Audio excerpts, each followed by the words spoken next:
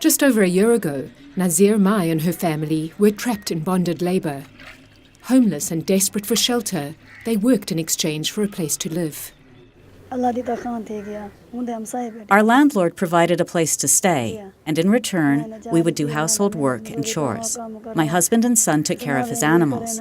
The house was very old and made of mud. It was also up to him whether or not he would pay us wages. For generations, many rural people have faced similar circumstances in the southern part of Punjab province in Pakistan, the poorest part of the country.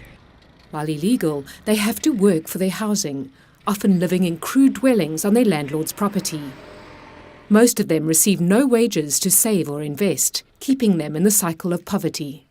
The government of Pakistan classifies these people as ultra-poor, based on a survey called the Poverty Scorecard. Now, for the first time, a government project supported by the International Fund for Agricultural Development, or IFAD, is using the Poverty Scorecard to target Pakistan's ultra-poor to break the cycle of poverty.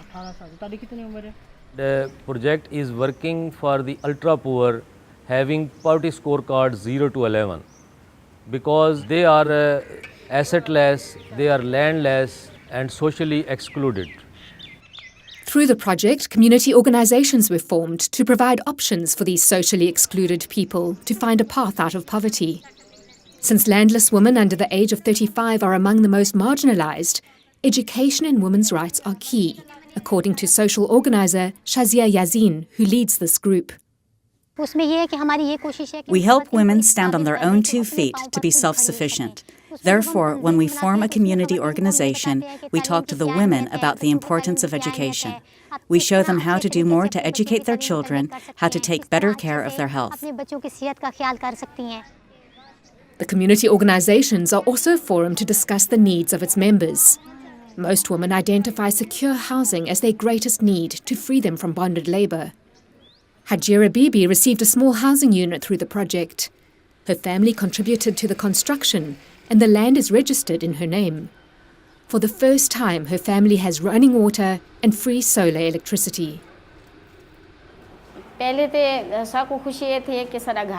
First, we are just happy we have a house, but also because we have a bathroom.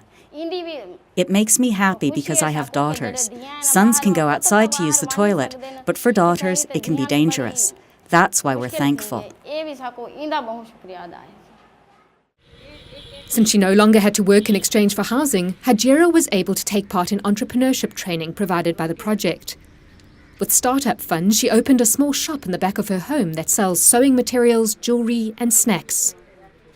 I was doing general labor, as was my husband, but we did not feel like we were living a life with freedom. Now we are free. While Hajira chose entrepreneurship training, members could also choose to learn a trade. Shamim and her husband chose to learn shoemaking. In order to help them build a successful business, the project brought in a professional business development officer to support them after they completed their trainings.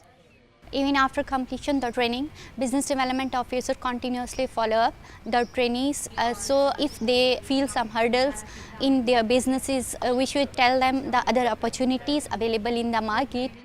The business development officer advised his family to produce different types of shoes based on seasonal changes in the market. They were also provided with startup capital and advertising for their new business.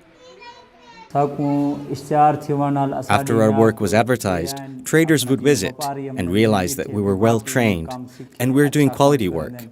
As a result, we've received more orders and business is good.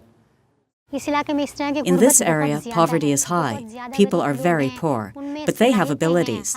God has gifted everyone abilities. That's why there is a need for organizations like this to support them. There are now 4,000 community organisations supporting tens of thousands of rural people. Free of bonded labour, they are able to pursue better economic opportunities, send their children to school, and escape the cycle that has kept their families in poverty for generations.